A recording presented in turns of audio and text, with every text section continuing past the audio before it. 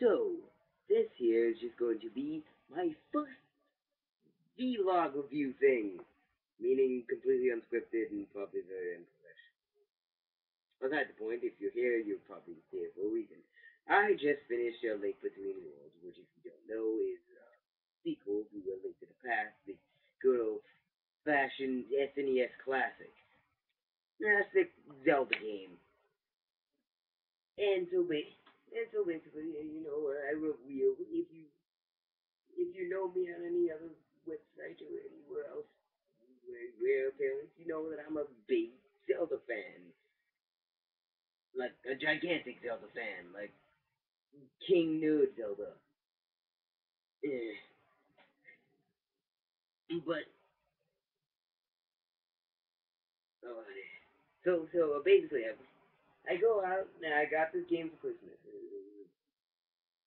It was a pretty good thing that I got it. I was just like, yeah, awesome. I got Link Between Worlds. Pop it in immediately. So and I also had a lot of time to play it because I had to set up my Wii U. Yeah. That was a problem in itself because the eShop was down at the moment. But enough of this backstory stuff. You want to hear about the game? Now let's see.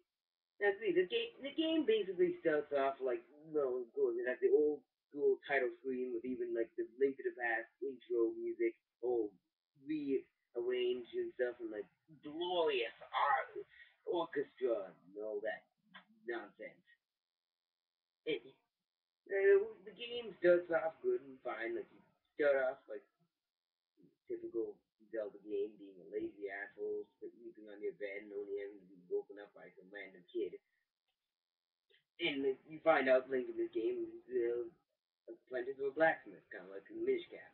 Uh, and, bas- and basically, he go basically you go over to the blacksmith store, you get chewed out a bit, and you bring you see like the captain of guards there, and he's a bit of a dick, but he leaves his sword behind. You have to go give it to him. And when you're on your way, you see a bunch of like people, like soldiers painted on the wall of Hyrule Castle, where you go into the sanctuary. And once you get there, like Dante the Gravekeeper's there, and uh, basically, Dante's just being Dante. You just ignore him. And so yeah, you just see you see like the daughter of the priest, freaking what's his face, the priest of the sanctuary, like, walk into the place and all of a sudden, doors close. Oh my god.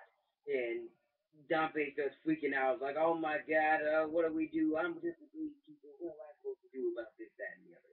Oh, wait, you're not a gravekeeper, and you're not as simple as I am. So in that case, you go do it. Go into that grave somewhere over there. I don't like messing with them, but you, on the other hand, you have that sword in your hand. You'll be fine. Ciao. And basically, you start by going through like basic areas, very similar to A Link to the Past. But like the first thing you may notice is that like there's a hug piece there. You're like, oh my god. Most of the time, you just have to ignore it. It's just one of those types of games. And like you go in there and you get introduced to basically the villain, Yuga, who props for not having such a confusing name as Aghanim, but and his weird obsession with beauty. And so we basically capture Ceres, the priest's daughter, in a painting, going on about stages and such.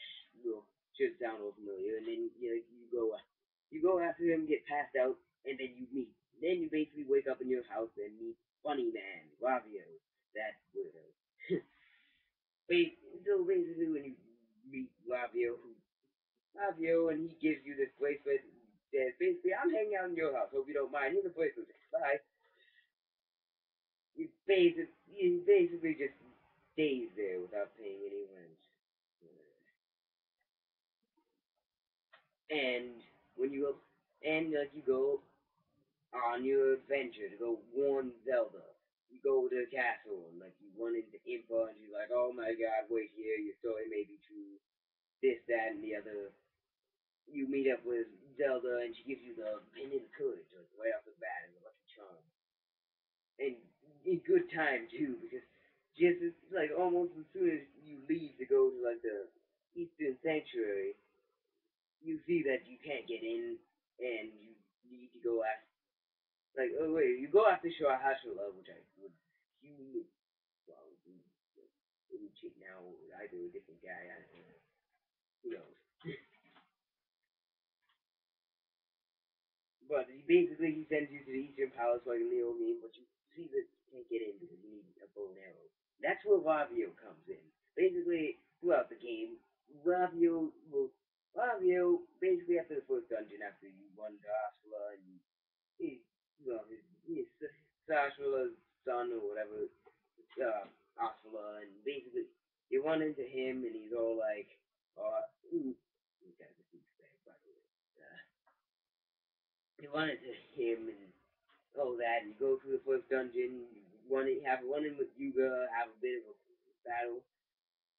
You basically after that can do really anything. You go through either the Tower of Hera and Death Mountain, or a new area in Lake Hylia. And in order to do that, you have to rent from Ravio. You can basically rent any major item from any Zelda game from Ravio, and that is a new feature basically. And you can basically rent anything as long as you have a rupee. But if you die, you lose them all. Yeah, and that becomes like a bigger thing as soon as you like get all the pendants, take out the Master Sword, of course. But the world pretty much the same as Link to the Past, just slightly different, like newer locations here and a couple of locations gone there, stuff like that. After you do that, you break into Hyrule Castle, of course, and Yuga basically makes off with Zelda along with the rest of the sages that he apparently kidnapped while you're getting the pendant. And you basically end up seeing this crack in the wall, and you go through it, and then you see just you're in a different world entirely, kind of cleverly, but not really. No rule. Yeah.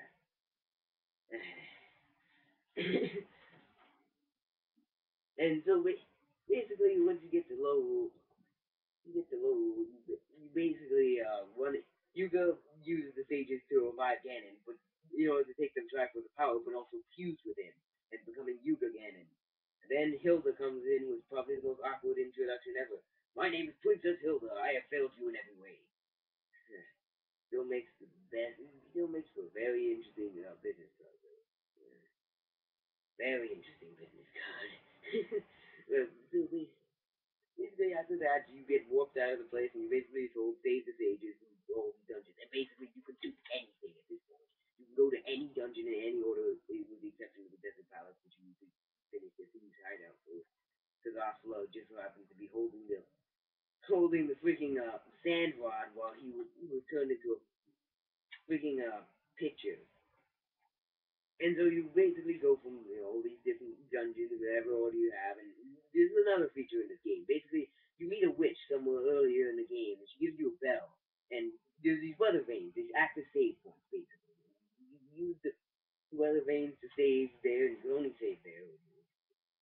Skyward Sword kind of stuff with that.